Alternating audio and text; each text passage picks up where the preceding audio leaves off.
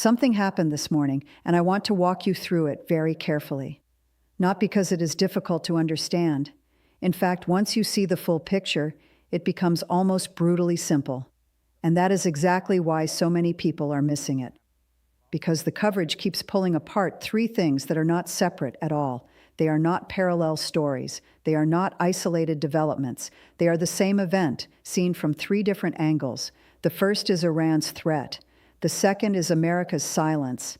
And the third, the piece that locks everything together, is China. That is the real structure of what is unfolding right now. Not three disconnected headlines. One story, one pressure point, one chain of cause and consequence that becomes impossible to ignore once you see how the pieces fit together. So let's start where we have to start, with the statement itself, because in a moment like this, the exact language is not background, it is the story. Today, Iran's military commander, Major General Ali Abdullahi of the Khatam al-Anbiya Central Headquarters, issued an official warning. He said, "Security in the Persian Gulf and the Sea of Oman is either for everyone or for no one." That alone would have been significant. But then he went further. He said, "No port in the region will be safe." No port, not just Hormuz, not just Iranian ports, not just military ports, every port, Dubai, Abu Dhabi, Doha, Kuwait City, Ras Tanura, Saudi Arabia's main oil export terminal, and arguably the single most important oil facility on Earth. No port in the region will be safe. Now pause there for a moment, because that sentence has mostly been treated as a military threat. And yes, of course it is a military threat. Iran is openly saying that if pressure continues, the conflict can expand from a single choke point to the wider Gulf and potentially beyond. But if you only hear it as a military threat, you are missing the more important dimension. This is also strategic communication. And to understand it properly, you have to understand who Iran is really talking to. Iran is not primarily talking to Washington. Washington already knows what Iran can do. The United States has spent 46 days at war with Iran. It knows about the missiles, the drones, the fast attack boats, the mines in the water, the proxy capabilities, the Red Sea angle, the Gulf angle, the escalation ladder. None of this is new information for American planners. Iran is talking to the Gulf states. It is talking to Saudi Arabia, the United Arab Emirates, Kuwait, Qatar, Bahrain, Oman. It is talking to every state in the region whose economy depends on ports, refineries, energy terminals, desalination plants, logistics hubs, financial districts, and the uninterrupted circulation of global trade. Iran is saying something very precise to them. If America's blockade continues, this stops being only America's problem. It becomes your problem, your ports, your tankers, your exports, your insurance premiums, your urban coastlines, your energy infrastructure, your economic stability. And that message lands very differently in Riyadh, Abu Dhabi, Doha, and Kuwait City than it does in Washington, because these states are not formal participants in the war. Saudi Arabia did not join the bombing campaign. The UAE did not join the bombing campaign. Qatar hosts American bases, yes, but it has been desperate to avoid being pulled directly into open confrontation. These governments have spent the last month and a half watching this war with profound anxiety, hoping it ends quickly, hoping it does not spill outward, hoping they can avoid becoming battlefields themselves. Now, Iran is telling them, publicly and officially, that if the blockade remains in place, they may not have that choice. And the reaction from the Gulf tells you this message is landing. The Wall Street Journal reported this week that Saudi Arabia is pressing Washington to abandon the blockade and return to negotiations, precisely because Riyadh fears the blockade could provoke Iranian retaliation against critical shipping lanes and Gulf infrastructure. Think about the significance of that. The country Washington says it is helping protect is now telling Washington that its chosen method of protection is making Saudi Arabia less safe, not more. That is a major strategic development. It means Iran is not simply threatening military targets. It is trying to fracture the political alignment behind the blockade. It is trying to separate America from the Gulf monarchies by forcing those monarchies to ask whether continued alignment with Washington now carries higher costs than seeking a separate understanding with Tehran. That is not random rhetoric. That is a diplomatic wedge strategy. Now, a lot of people will hear all of this and say, yes, but Iran is weak. Iran has been bombed for 46 days. Its supreme leader was killed. Its nuclear sites have been hit. Its military infrastructure has been degraded. Trump himself said Iran's navy is lying at the bottom of the sea. But even Trump, in making that boast, also acknowledged something important. Iran still has fast attack boats, and fast attack boats are exactly the kind of tool you use to threaten tankers and ports in confined waters. You do not need an aircraft carrier to blow up a tanker. You do not need a functioning blue water navy to terrorize shipping. You need speed, asymmetry, local geography, explosive payloads, drones, missiles, and a willingness to create chaos.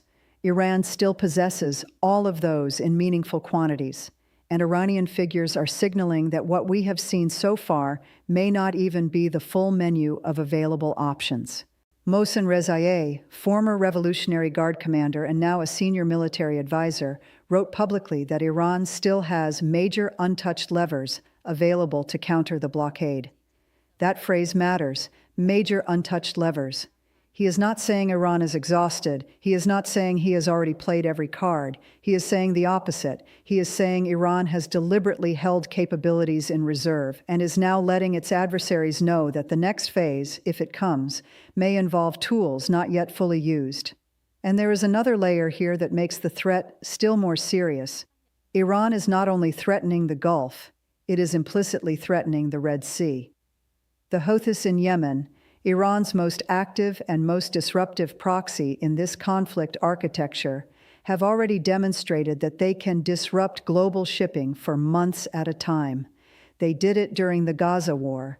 They did it with a mix of missiles, drones, and maritime intimidation.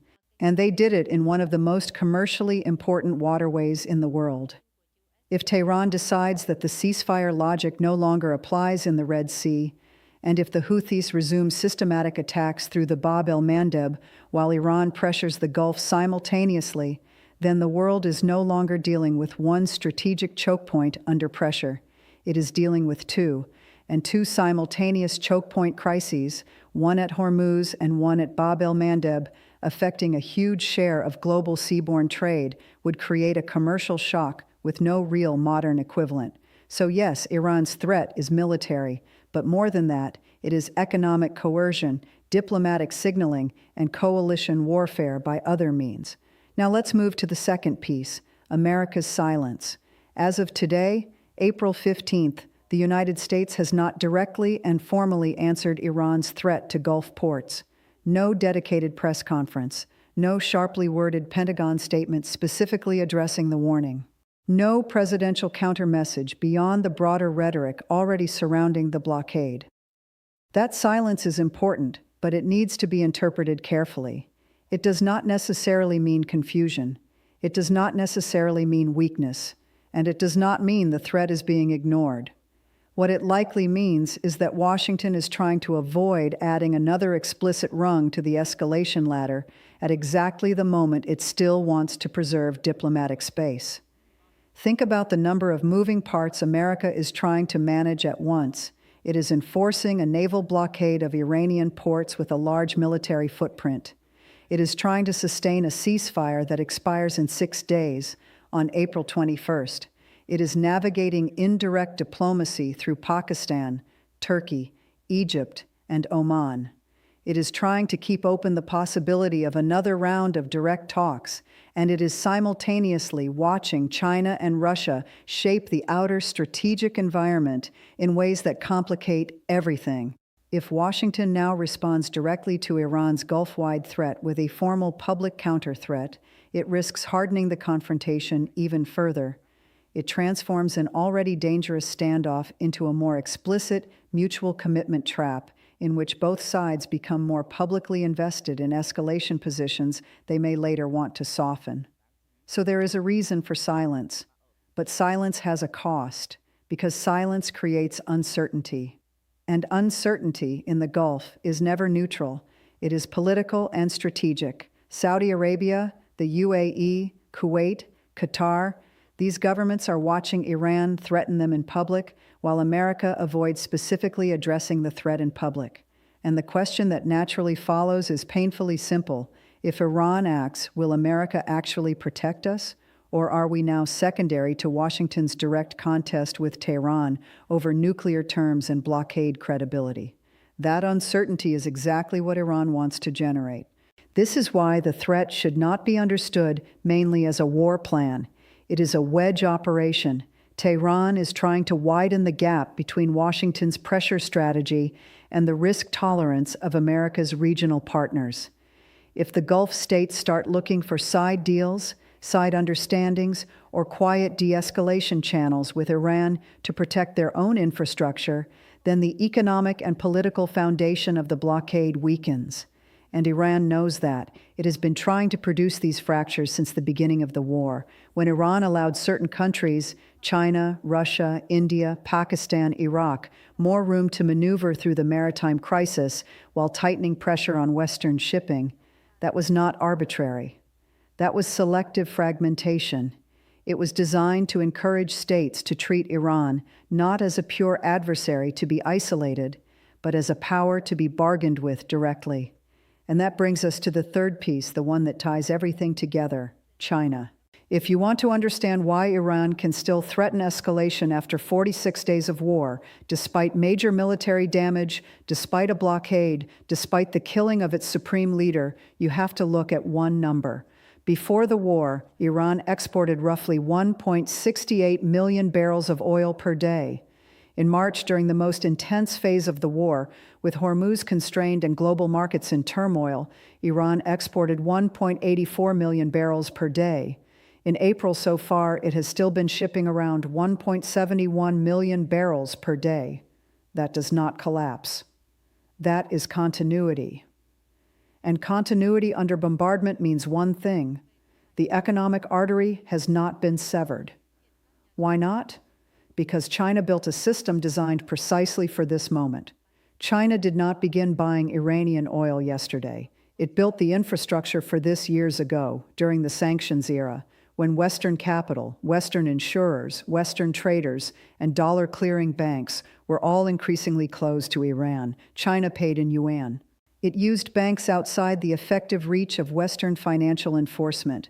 It relied on a dark fleet ecosystem, ships operating with transponders turned off, false documentation, indirect routes, transshipment practices, and refinery networks willing to process politically difficult barrels. It used bonded storage, floating storage, secondary institutions, and opaque routing structures. In other words, China built not just a trade relationship with Iran, but an anti-sanctions ecosystem around Iran.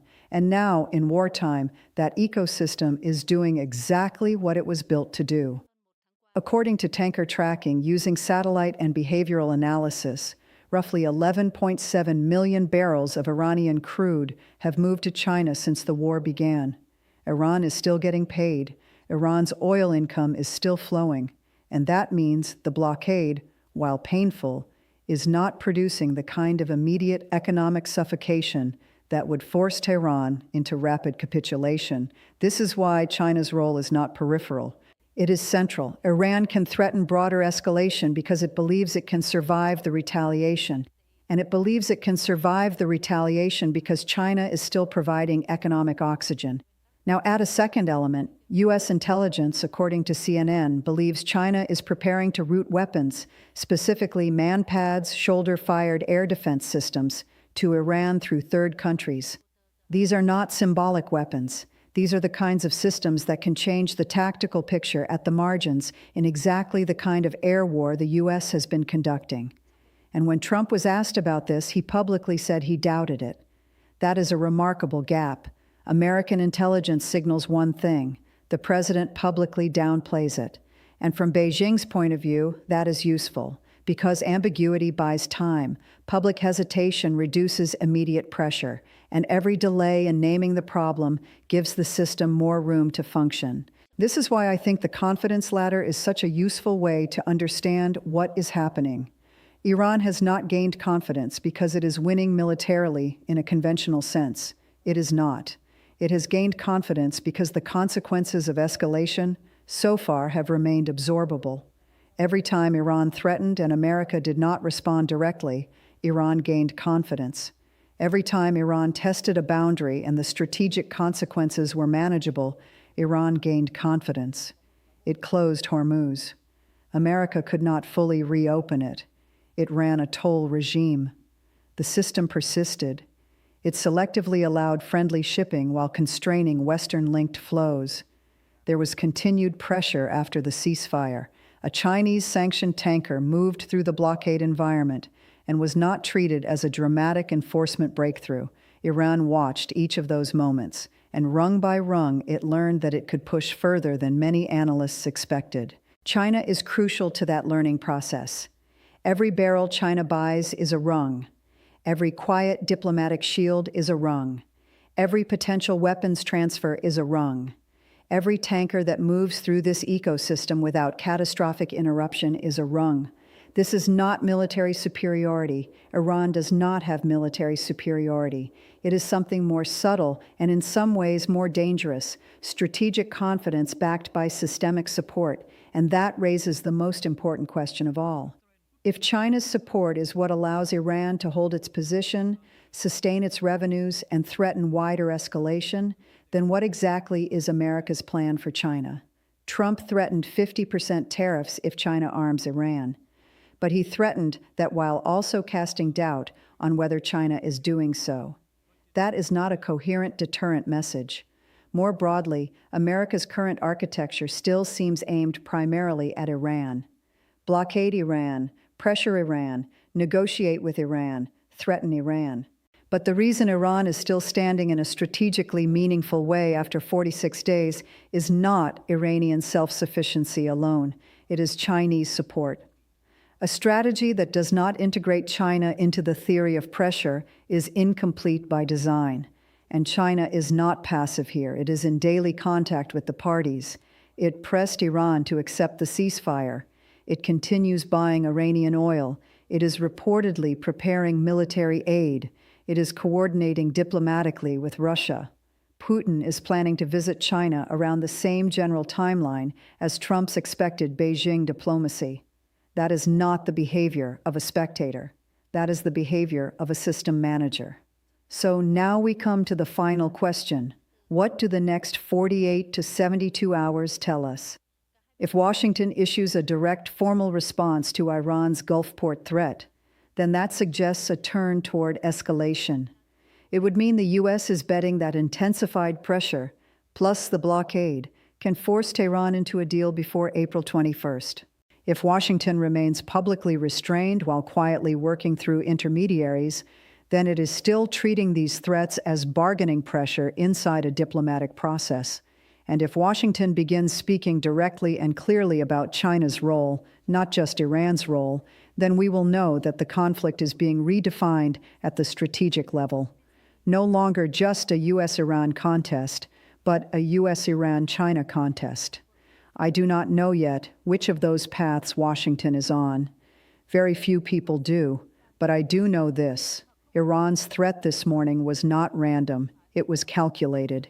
It was the product of 46 days of learning how far it could push, learning what the consequences really were, learning which systems held under pressure.